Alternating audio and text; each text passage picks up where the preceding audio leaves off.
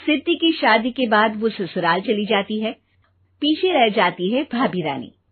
सिद्धि के ससुराल जाते ही भाभी कहती है, अरे वाह जी वाह, सारे कपड़े मेरे। हाय रे पैंट, अरे वाह वाह, मजा आ जाएगा। अरे ये सिद्धि की अलमारी के सामने खड़े होकर क्या बड़बड़ा रही है? जाकर देख मेहमानों को विदाई की मिठाई मिली कि नहीं। अब हाँ माँ जी, क्यों नहीं, लेकिन पहले कपड़े तो बदल लूं। अब रानी आ जाती है सिद्धि के उन कपड़ों में जो वो ससुराल जाने से पहले घर छोड़ जाती है। अरे रानी, कुछ दिन रुक जाती।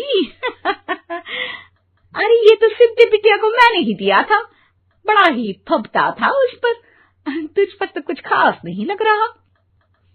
अब वो ना मेरे सारे कपड़े गीले थे तो सोचा पहन लूं। वैसे भी सिद्धि को कौन सा दिन पुराने आउटडेटेड कपड़ों को पहनना है। वैसे भी ये सूट तो मैंने तभी पहना था, वैसे खास है भी नहीं ये। हाँ ठीक है, लेकिन ना मेरी सिद्धि पर तो जमता था।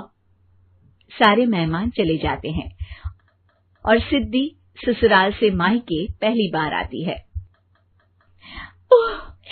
अपना घर, अपना कमरा, अपनी अलमारी। ये बोलकर जैसे ही सिद्धि अलमारी खोलती है तो सामने उसके कपड़ों की जगह कुछ और ही रखा होता है।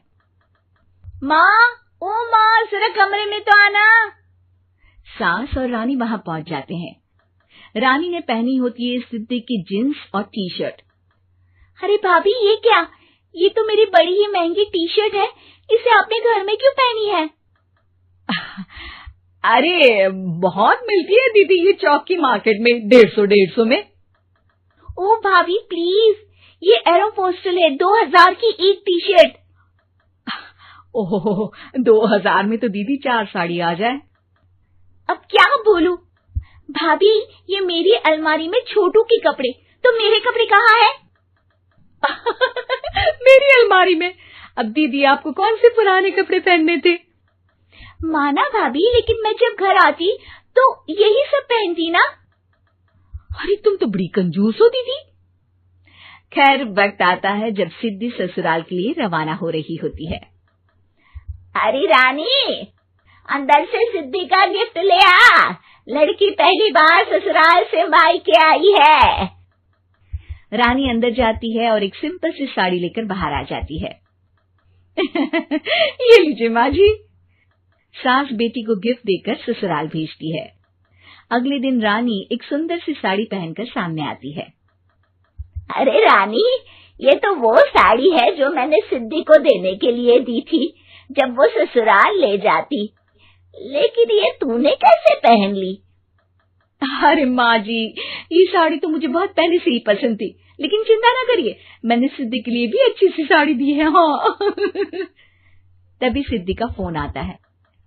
क्या माँ, कुछ अच्छा तो दिया होता ससुराल ले जाने के लिए। अरे पहले दिखा दिया होता। यूं चमकते हुए पैकेट में नौकरानी वाली साड़ी मत दिया करो माँ। अरे बेटे, वो तेरी भाभी ने ना गलती से उससे पैकेट बदल गया। हाँ, मैं कल ही तेरे भाई के हाथ से तेरा वाला पैकेट भेज दूंगी। अरे रहने दो माँ, आई एम श्योर भाभी ने अभी वही साड़ी पहनी होगी जो तुमने मेरे लिए रखी थी। तुम तो समझ नहीं पाई उनको। खैर छोड़ो, मैं ज्यादा बोलती अच्छी नहीं लगती, रहने दो, आपको उन्हीं के साथ रहना है, फिर बात करेंगे। सास को रानी पर गुस्सा आ जाता है। वो उसके कमरे में जाती है जहाँ वो शादी का एल्बम देख रही होती है। रानी, मार्केट जाकर एक ऐसी ही साड़ी लेकर आ, कल प्रतीक जाकर सिद्धि के घर दे आएगा। अरे क्यों माँ जी, कितनी साड़ी देनी है दीदी को? यहाँ कोई सेल लगी है क्या? अरे चुप कर, मेरे बेटी के हिस्से की साड़ी खुद पहन ली, अब ज्यादा ज्ञान बांट रही है। एक दिन सिद्धि का फोन आता है। माँ, मेरी सास ने आप सबको खाने पर बुलाया है। सारे लोग सिद्धि के ससुराल पहुंचते हैं। खाना खाकर वो लोग निकल रहे होते हैं कि सिद्धि की सास सभी को गिफ्ट देती है। अरे बहन जी, बेटी के घर का खाना खा लिया, यही बहुत है जो आप ऊपर से गिफ्ट भी दे रही है। अरे बहन जी, आप भी कहाँ इन बातों पर विश्वास कर रही हैं। सास सभी को गिफ्ट देती है, लेकिन रानी को जो साड़ी देती है वो अजीब सी हरे रंग की लाल रंग के बड़ी छाप वाली होती है। अरे छी, ये कौन पहनेगा? सासू माँ को तो जरी वाली इतनी सुंदर, और मेरे लिए ये नौकरानी वाली। अरे भाभी, दरअसल मैं जब भी घर आती थी आप वापसी में ऐसी ही साड़ी देती थी ना, तो माँ ने सोचा कि आपको आपकी पसंद की ही साड़ी क्यों ना दी जाए। बेचारी रानी, बोलती भी तो क्या। सिद्धि और सास रानी का चेहरा देखकर हंसने लगती है, तो रानी समझ जाती है कि अपने ही बिछाए जाल में वो फंस चुकी है।